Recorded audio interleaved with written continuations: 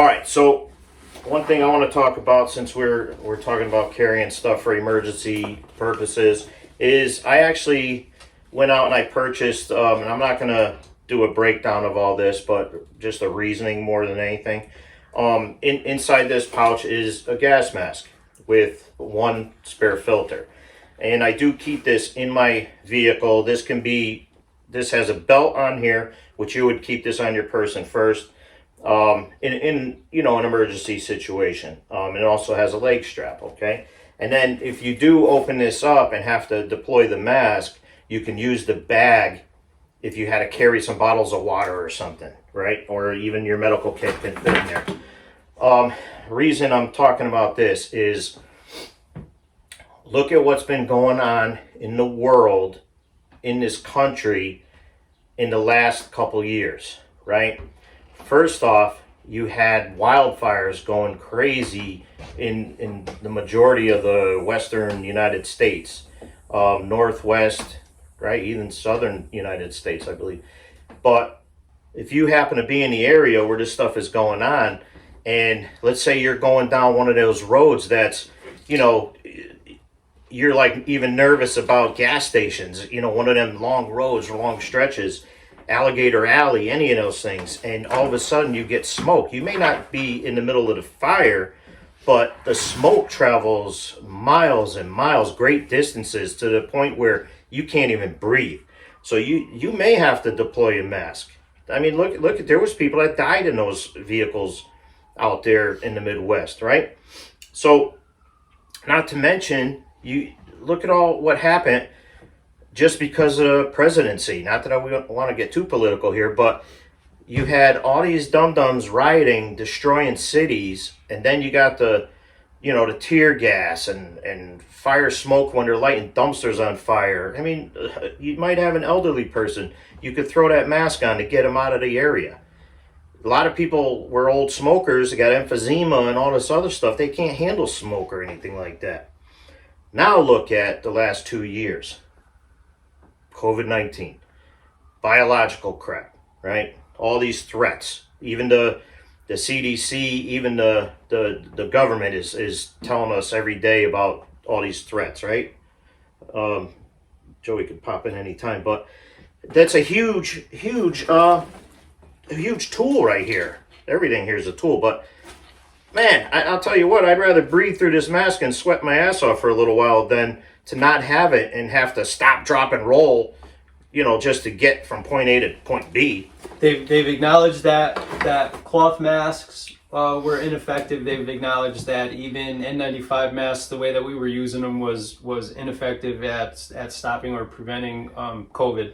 As far as and sheetrock dust. As far as any of the civil unrest that's happened over the past, we'll extend it back to about the past 4 years or so. You may not be an instigator of any of these things. You may just find yourself trying to navigate through some of these areas to go from point A to point B. To get through this stuff, and even though you have nothing to do with any of it, you find yourself potentially becoming a casualty of the OC spray that they're using, the tear gas beanbags that they're using, any of the chemical munitions that law enforcement would be using to disperse crowds. You may not be the direct target of that, but yet you could still find yourself becoming a casualty to it. So the ability to protect yourself, protect your family as you're trying to get through one of these areas or trying to get out of one of these areas.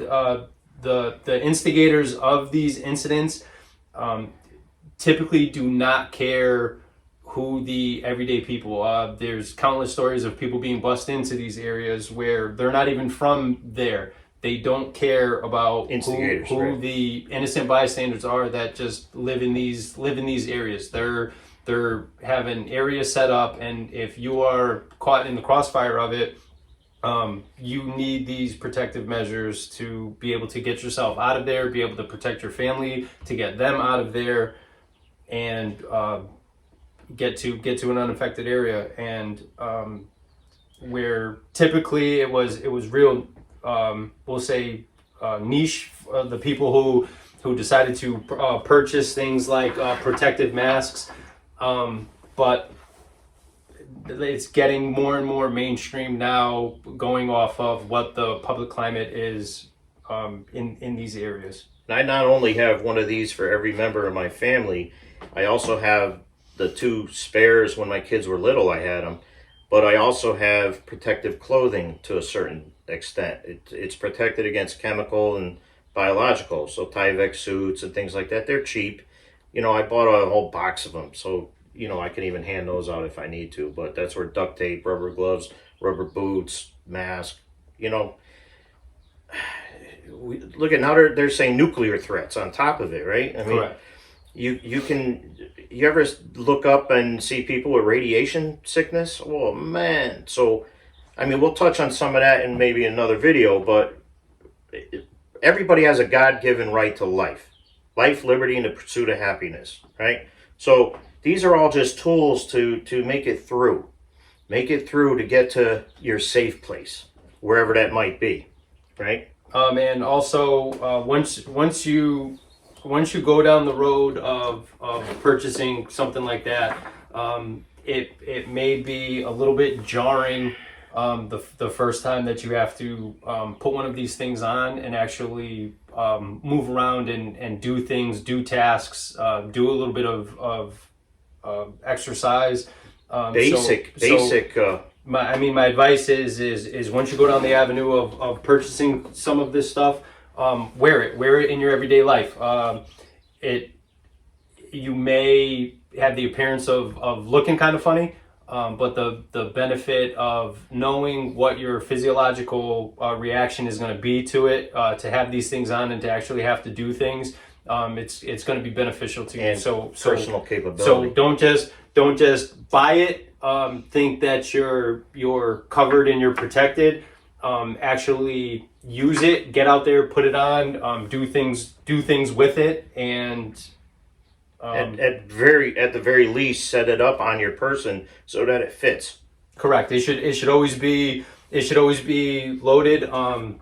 I mean, I don't know if you want to really get into it, but it should always be loaded so that everything you have should be ready to go to some degree. So that it's fast on. You can put it on and you can deploy the harness to get it on. You can clear and seal it, and that's a good point. Like we've been in units where somebody lit a mattress on fire. The whole unit was engulfed in smoke in sometimes seconds.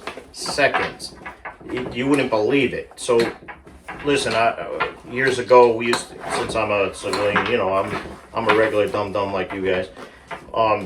I threw a piece of kitchen tile on a fire one time. We were out drinking, as kids down at one of the woods down here. And let me tell you something.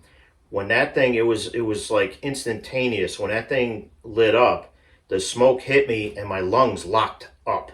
I could not inhale. I couldn't exhale. I couldn't do nothing. It was like, and just stopped. I had to run to get some fresh air.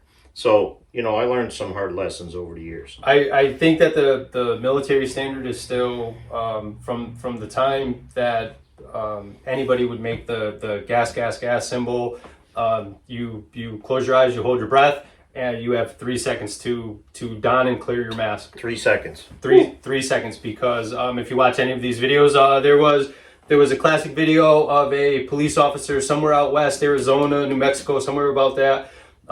He came upon a vehicle accident where the vehicle was leaking anhydrous ammonia. The cop thought that he was going to go and render aid for the driver. He walked into a smoke cloud, and the anhydrous ammonia wiped him out in just a second. It's incredibly scary how fast you can be overcome by smoke or any kind of chemical or biological. So you want to be able to, and not to mention the stuff you can't see. Number one, identify that you're going to be in a threat area, and number two, don and clear protective equipment to protect yourself. Some of this stuff, being correction officers and stuff, we had access since day one to utility belts, and we know what we need to carry as officers. There's a lot of weight, and even with my body type and the way that I've evolved in the department and gained weight and everything, I've actually gone to a suspender, which is phenomenal, by the way. And a lot of this gear that we use, and these carriers act as suspenders as well. So you're carrying a lot of your weight on your shoulders rather than on your hip, right? Even a lot of police officers that are in good shape, they're all complaining. If you look it up, all across the country, a lot more people are going to tactical vests and carrying their radio, their keys, a certain amount of the equipment on their chest and waist, but supported by their shoulders. So that for me is a big deal, especially having a back injury. And he's worked with me and with the chronic pain and everything. I suffered for a little while.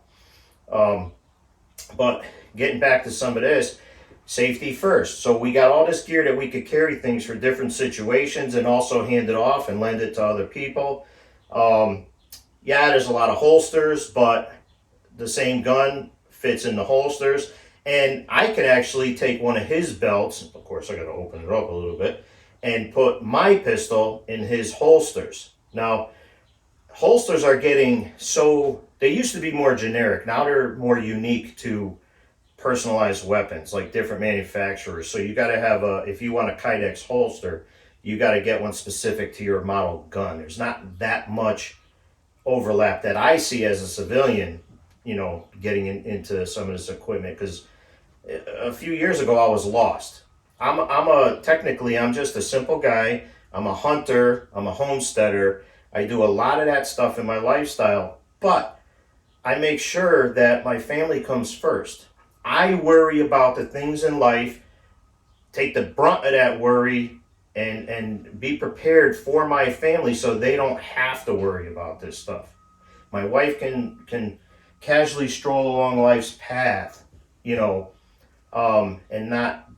not have to sweat it. Let me worry about it. When the time comes, I say, put on that mask, put on this belt.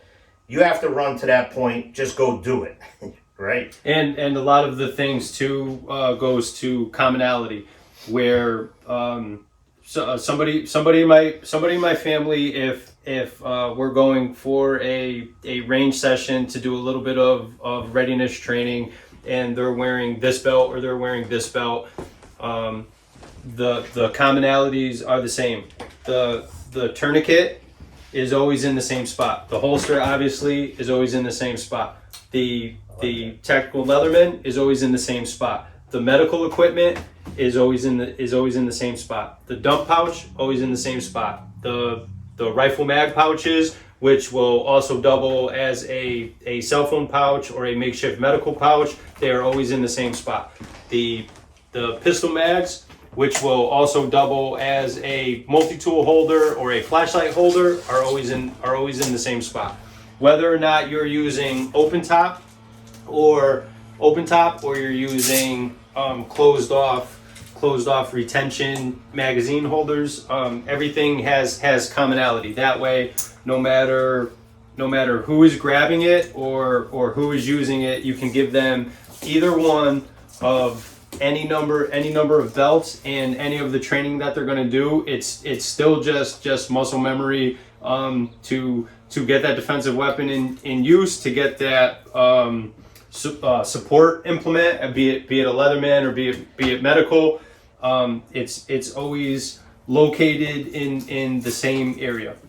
So you want that across all your different platforms. Now Joe tends to keep his 6 o'clock open, which is 100% viable, because you don't want to mess up your lumbar. I like to carry a fair or an excess amount of medical stuff, and I would want to have it so that I can access it with either hand, and it's not going to be cumbersome. Like I said, it tends to sit in your lumbar when you're sitting in a vehicle or something like that, or you're sitting down. But had I had to go down to the supine and fight off my back, it would be a little bit cumbersome. But you weigh the pros with the cons. That's not 100% true, but he's right. But I did purchase this. One of my medical kits actually did go on here, but it was just so bulky and it interfered with me getting in a vehicle or whatever. So I did go to this. This is a little more slick, and it's going to be able to be pulled out. So I'll have this right on the lower part of my back. But the reason I pulled this out just now is because I just wanted to, I see his laying out, and now I built this without him being present. And look, it almost lines up exactly the way his is. So your mag pouches, dump pouch, and I keep my suspenders for this belt in the dump pouch right now. Tourniquet, holster, and Leatherman. So, so there's some commonality here too. And these are similar holsters. He's got both can fit the light, so his gun can go in these holsters too.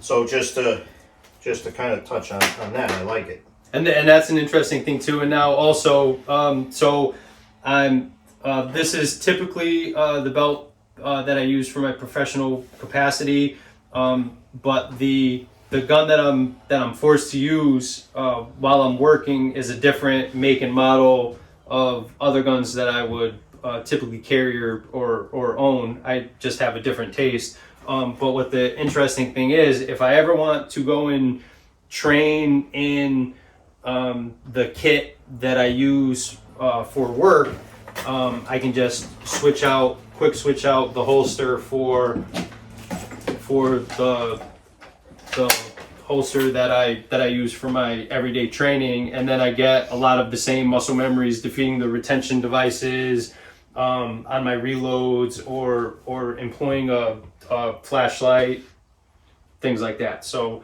also in an emergency we can don this up. You have medical, right?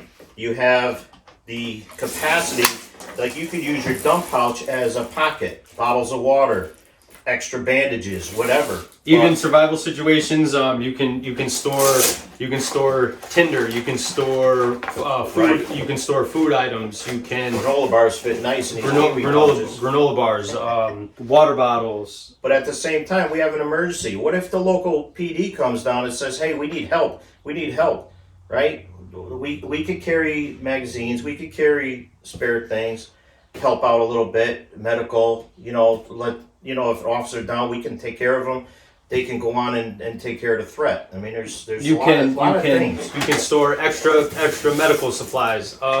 You can secure sensitive items from somebody that you don't want getting in the hands of somebody else. If I were to go down and now all of a sudden I'm going to be being treated in a medical facility, things could be stripped off of my kit. You could take my magazines, you could take my pistol, you could secure that on your person so that anything that I would have wouldn't be sensitive or wouldn't make a secured area less secured just because a casualty has these things. So, and at the same time, there's a commonality between weapon systems. I know what his system is, and I've since purchased similar things. So you just never know. You never know. Maybe I go down and have to hand him stuff. Who knows? And if he had his kit, although his holster is geared out for what he would carry every day or what he feels comfortable with, but now he doesn't have that, but he has his kit. I could throw him a holster, I could throw him a spare weapon, and he could run his kit that he's comfortable, that he's trained up in, and he could run that with somebody else's equipment. Just as easy to switch over. That's good stuff. So, and one more thing about these duty belts or battle belts or just readiness first line rigs. When you have the different styles of an inner belt and an outer belt, where this would typically go over your clothes, it has this tacky material it's not going to shift or move around while you're wearing it. This belt here, similar to Joe's belt, it has the hook side of Velcro on the inside where you would wear the inner belt through your pant belt loops, and that would be the loop side, and then this would mirror in with that. Now, these belts tend to be a little bit more expensive because of the components that you have to buy just for the belt, let alone the things that you put on the outside of them. These here are typically more law enforcement oriented belts where they're held to the belt that you wear that keeps your pants up with belt keepers that secure it in place.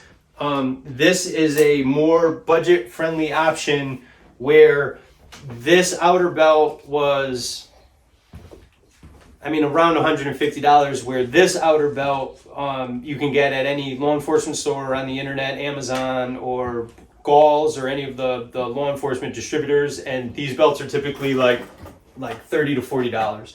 And for years, this was the belt that I used for absolutely everything. I used it for competitions. I used it for flat range training. I used it for training classes, and it worked just fine. It held up absolutely great.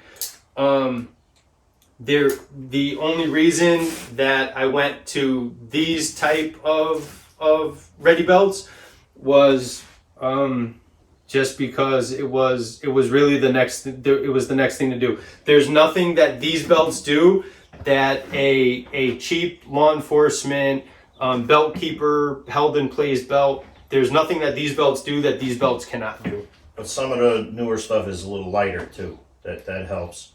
And just touching on what he was stating before, your normal belt doesn't have anything on it, right? It's kind of limp, let's say. But this goes with my belt that I showed you before. So this actually has the suspension system for the suspender, okay? But I would wear this as a regular belt, right? So now when I go to put on that other belt, it just wraps around my person, and the Velcro sticks to this, all right? So that supports. And then not only that's through my belt loops, but it also suspends off my shoulders. Now, you don't want to wear a camouflage thing. I happen to like camo, so I buy everything camo pretty much, but I'm going to this belt. This one is slick. This is from Warrior Poet Society. John Lavelle, the guy is phenomenal. But this is stiff. See how stiff this is? There's a reason for that. So when you're putting, gear, your Leatherman, your holster, everything on here, you have a certain support. So when you go to draw your weapon, a lot of these holsters have a little retention system where you need to, you might have to hit a button and give a little slight tug. And that's so somebody can't walk up behind you in the line and just yank your weapon. So this is pretty slick. Nothing protruding, no big buckle, anything like that. So I can use this as a everyday belt and still be able to toss on, any one of these belts, and it's going to help hold it in place.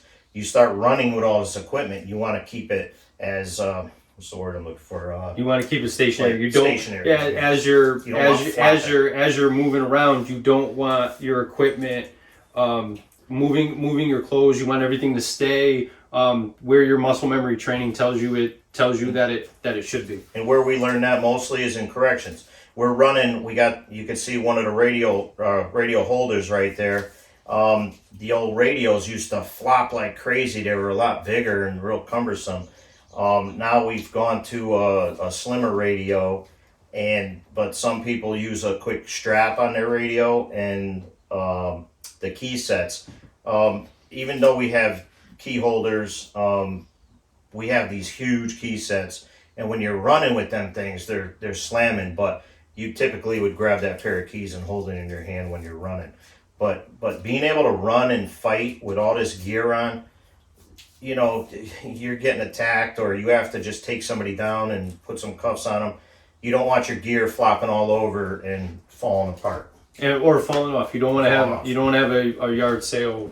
Well, you would give them a weapon, right? When you're rolling around with somebody, or when you actually have to do any kind of physical activity, you want your stuff to stay put where you put it, where you're used to training with it, and also so that you can get to things and employ them, number one, without thinking, and number two, without having to look down and see where you're reaching for. Conditioned response. Conditioned response. When you go to reach for something that you know is supposed to be there, you want it to be there every time. Okay, so some of the things that we wanted to point out and that we wanted to get at and just really hit home about is a lot of this stuff. We tend to skew more towards armament when you talk about preparedness and gear choices and things like that.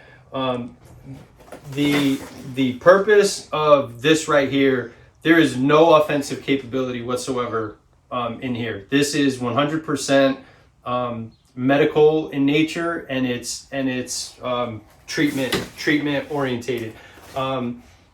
You don't have to be into the gun culture or self-defense mindset to appreciate the usefulness of something like this. Yes, it's colored in a configuration that's a little bit camouflage, but these things can come in any different color. And if you were to go this route to specifically be for a medical incident, you can get them in red, you can get them in orange, you can get them in blue, so that you stand out. I tend to go with more earthly colors because I'm a more outdoorsy person anyway. This kit here is set up with a survival shock blanket, a triangular bandage, my military compass, and a monocular. This is typically a bag that I would carry while I'm out in the woods. I tend to have glow lights in them for marking or for identification purposes anyway. So that is why I pick more earthly or camouflage colors. Now, the difference with these two carriers is this is a brand name. This is a Spiritus Systems micro chest rig 4, and typically this retails for around over $200 for it as it's shown right now. This here is an Emerson. I believe that I got it off Amazon or eBay. The quality is very similar to that of a Spiritus Systems, but now the price point on this was around $60, $80, something like that. So you basically cut your cost in half just for the carriers. But zero offensive capabilities or any type of weaponry on them. Even I don't even have a knife. I just have a pair of fold away medical shears. The contents of these things probably cost more than the bags themselves. They definitely do. This bag was only like $35, $40, something like that. I happen to buy it new. I have a couple of these. This bag was given to me. Somebody gave this to me. They said, you know what? He was a fireman. He said, you'll use this more than I will. So he gave it to me. You know what? And I've been using it a ton. So just so you know, and this is a Camelback too, so it does have water in there too, bladder. But the main thing is that you don't have to look at this stuff as only being offensive in nature or conflict driven. A lot of it could 100% be support. If you're going to any type of march, any type of gathering, any type of outside event. A lot of us have children that are involved in sports and activities. Accidents happen, injuries occur. Typically, there would be trained medical professionals there. In the event that they are not there, having something like this. Where you could treat somebody that sustained an injury, or if you're out hiking or you're on a walk path or you're out biking, you're out camping, Having something like this where medical help is not coming rapidly, you could be the one that could treat the You might cat. just be stopping bleeding with a roll of electrical tape. A roll of electrical tape and a balled up piece of t-shirt Sandwich bag. But let me just tell you a fast story. We do a lot of camping as a family, and years ago we were at a campground in Connecticut, and a tornado came through. And this was early on in my corrections career. But my mother and my father taught me a lot over the years, so I never had butterflies when things happened. A tornado came through, and this huge tree, I mean, this thing was this big around, actually went down and landed on a camper, crushed it. I was immediately in a sprint, running to that scene, passing by everybody standing like this, with their mouth wide open, able-bodied people, that if I ran by enough people that could probably lift the damn tree off the camper. But my initial instinct was to get to the scene. Thank God nobody was there. They were gone for the day, and it just crushed the camper. But the fact of the matter is, you may be the only person there to save somebody else. You might be that person. So what's more important at some point? Spending a little bit of money, and it hurts. Believe me, it hurts the wallet. To purchase some of this stuff, just as simple as a bag and some Band-Aids and bandages and a certain level of medical gear, than it is to buy that swimming pool or something. I mean, you can stretch it out a little bit. Have a certain amount of safety gear. Think safety first, no matter what you're doing. The guy's name was Lenny Skutnik. He was a lobbyist for a member of Congress in the Congressional Budget Office.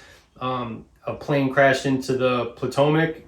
He was a nobody, and he jumped in the water and he pulled 4 or 5 people out of the water in the frozen Potomac River in the middle of February in Washington, D.C. It's not the things that you have. It's your willingness to step up and say, somebody needs help. Somebody's going to help, and I'm going to be that. Somebody needs help, and I'm going to be the person that helps them. Yeah, so we can watch all these ex-military guys on YouTube and everything. They're fantastic. A plethora of knowledge. You can learn so much from these guys. But we are civilians, and we're focusing on the civilian aspect of this. So look at me. I'm most of the time I'm happy just watching my tomatoes grow. You can see all my seedlings here and everything. But I have a certain level of preparedness because I know through experience that a lot of people freeze. A lot of people have that shock factor when something's happening. The woman behind our house, the house behind us, I mean, rest her soul, she passed away last year. But years ago, she was standing on a chair in her kitchen. She slipped. Her left arm went through the glass on the door, the kitchen door, sliced her whole forearm on the underside right up, blood everywhere. You want to see my mother, who walks with a walker right now, 81 years old, but years ago, she leapt the fence over here, 4-foot fence, and she was the first one on scene. You want to see my mother in action. So thank God I inherited a lot of that stuff, so I don't get nervous in these big incidents. I don't faint at the sight of blood and all that stuff. But there are people out there who can't handle that kind of incident. But you might be somebody who maybe is just holding somebody's hand and comforting them, lifting their head, putting your sweatshirt under their head, something at that level. There's a use for everybody. Everybody has a use. Not everybody can be at this level, but everybody should try and get to a level where they would make themselves useful and potentially save somebody's life. Going to get the AED, going to get Yes, the person that's using a fire extinguisher, going to get them another fire extinguisher. Dial 911.